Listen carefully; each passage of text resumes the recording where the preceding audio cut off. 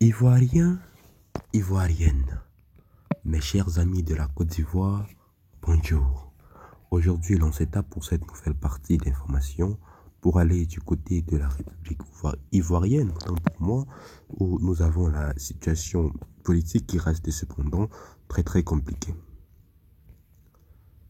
En effet, mes chers amis, selon le gouvernement de Côte d'Ivoire, des personnes aux intentions sombres et obscures ont décidé bien sûr de vouloir nuire à la Côte d'Ivoire, nuire à la paix et la souveraineté nationale dans la sous-région ouest-africaine. Aujourd'hui, nous avons les membres du gouvernement, ou du moins plus précisément les membres de l'armée, qui font comprendre que la traque aux terroristes se poursuit.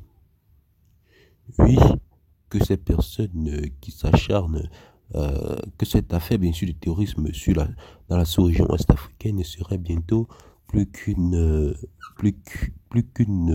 mauvaise histoire pour le continent. Mes chers amis, le gouvernement de Côte d'Ivoire a également dénoncé une énième tentative de déstabilisation dans la sous-région ouest-africaine également. Mais bon, Dieu merci, le président Alassane Ouattara, ou du moins son armée et sa garde rapprochée, ont pu cependant repousser ces assaillants aux intentions sombres et obscures.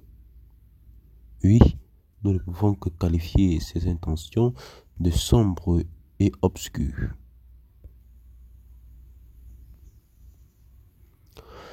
Mes chers amis, cette affaire ne manquerait pas de faire un sujet, bien sûr, d'enquête exclusive sur notre journal. Donc, restez toujours abonnés et connectés.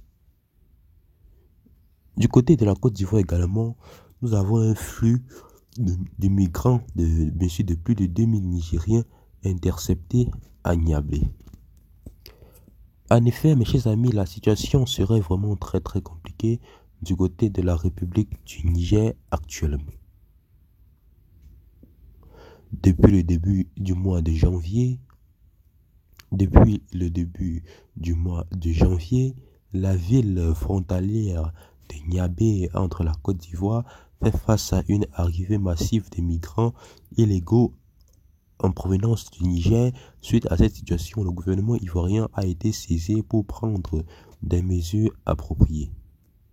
Niablé, situé à l'est du pays, à 239 km d'Abidjan, est le théâtre de cette arrivée massive de migrants en provenance du Niger.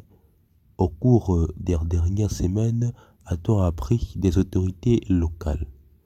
Durant la semaine du 10 au 17 janvier, deux vagues successives de 18 et 91 personnes composées d'hommes, de femmes et d'enfants ont été interpellés par les forces de l'ordre à Niablé, puis reconduits à la frontière ghanéenne à Takikro.